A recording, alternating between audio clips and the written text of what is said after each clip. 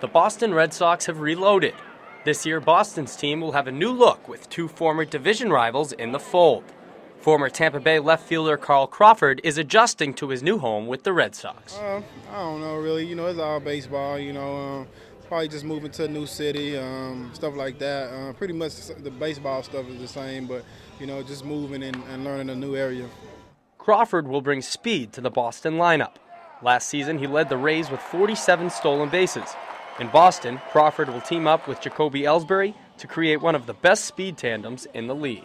It's gonna be cool because he can steal 50+ bases. I've done it before, and just to be able to give pitchers, the opposing pitchers, problems, it's definitely a plus for us. So I'm looking forward to running with him and seeing if we can shake up some things. Crawford isn't the only former Ray joining the Red Sox. Dan Wheeler was one of Tampa Bay's best relief pitchers. This season, Wheeler will be in Boston's bullpen. His adjustment has been easy. I don't think it's going to be that hard. I mean, I know what Boston, is and what it's about. I know they're very passionate about baseball up there. Growing up in Rhode Island, I got a feel for that. So I'm definitely excited about that. While Kyle Crawford's impact is obvious to most fans, Dan Wheeler may be just as valuable. The Boston bullpen struggled heavily in 2010, and the Red Sox hope Wheeler's arm will help in the late innings. The one thing that I want to do is I just want to be ready to pitch whenever Tito wants me to, and I think that's the most important thing. So whenever he calls upon me is when I'm going to be ready to go. With opening day just around the corner, Red Sox fans can't wait to see the newest additions in action. For WEBN Sports, I'm Ben Barker.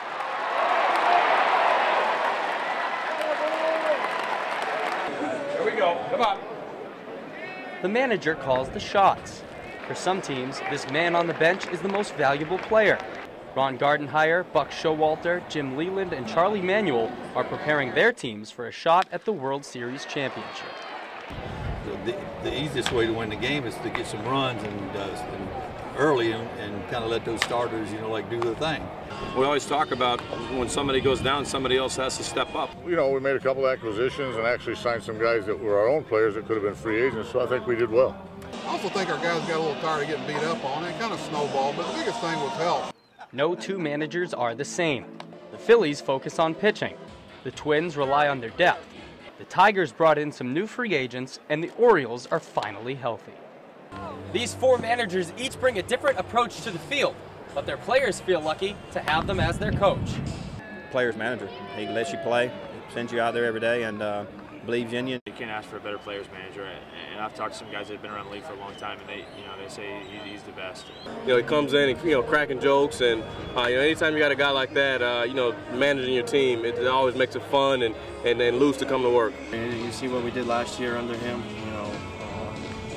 ended up strong at the end of the season, and hopefully, with the new acquisitions, build on that and continue what we've been doing, or continue what we did in the second half. These four teams have some of the game's best coaches, but it's not easy to keep a managerial job in the MLB.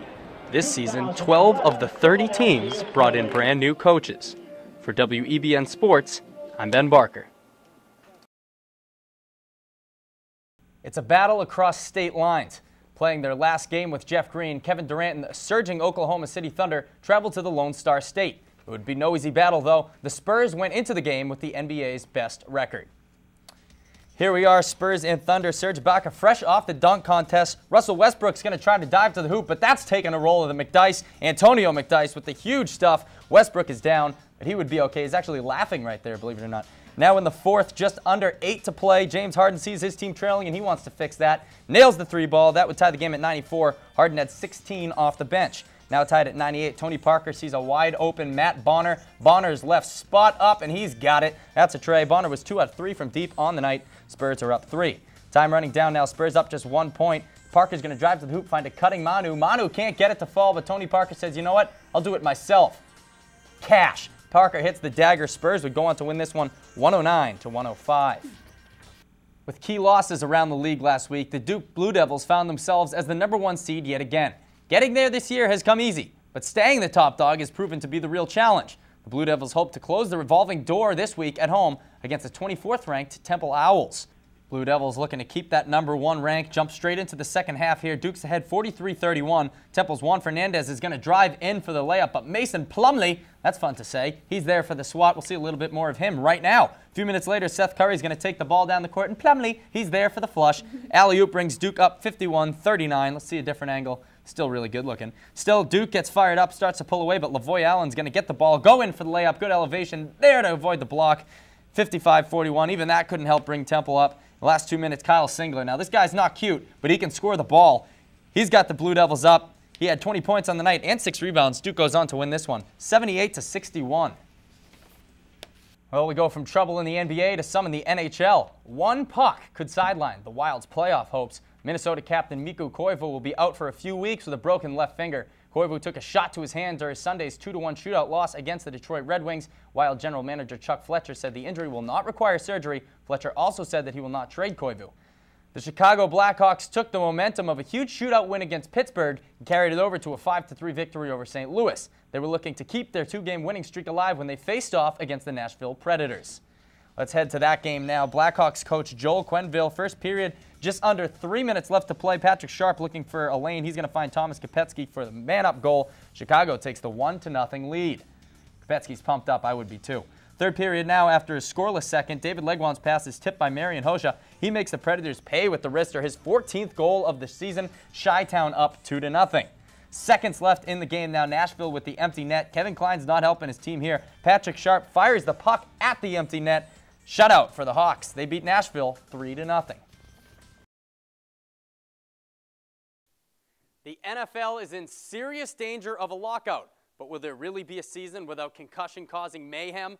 We're about to collectively disagree. It's time for unsportsmanlike conduct. Hey sports fans, welcome to the UC, the show where 2 teams and 4 panelists battle it out on air to see who comes out on top and who heads home a complete loser. Controlling all of this madness is me, your host, Ben Barker.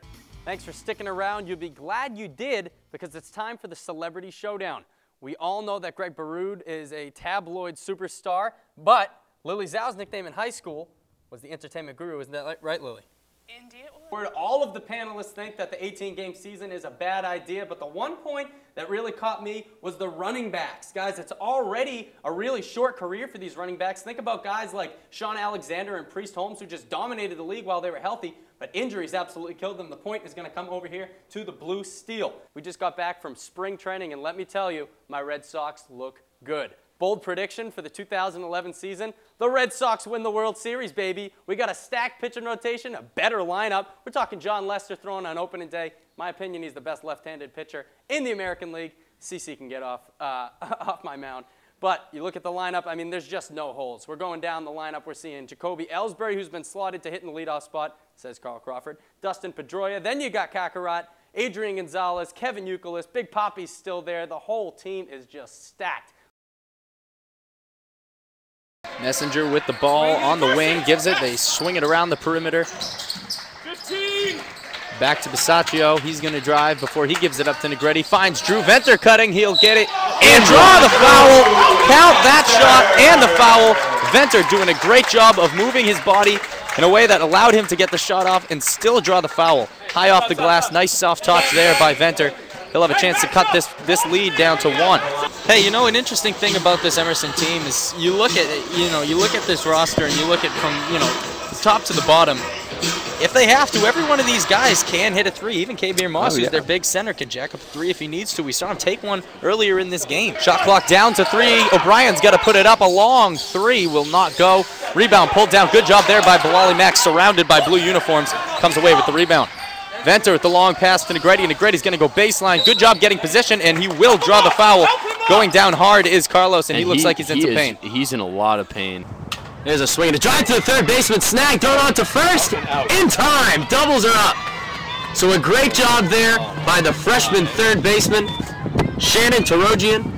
A screaming line drive to the hot corner, but your glove was there to wrap it in and had the presence of mind and the quick reaction to fire it on to first base to double off Dunn.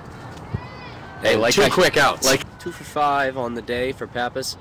A home run, ground rule double. This one line back up the middle, another single for Pappas, and what an afternoon she's had, adding another hit. Now 3 for 6, batting at a clip of 500 today is the Emerson first baseman. So Pegasus unable to push across the first run, and now we'll see what Lynn Herman can do as she drives one deep to right center field, turning and watching it sail, and then crashing through the fence is the Wildcat right fielder, but Lynn Herman back in the lineup, and she's back big. A 3-run blast over the right center field wall puts the Emerson Lions on top, 3-0 here in the bottom of the second inning. 1-1 is swung on and driven deep to left field. Back goes the left fielder. Makes a play on it, but it bounces off her glove and over the wall for a solo blast for the designated hitter, Colleen Casey. And for the second time this afternoon, Emerson goes deep. And for the second time this afternoon, a J. Wu outfielder crashes through the fence.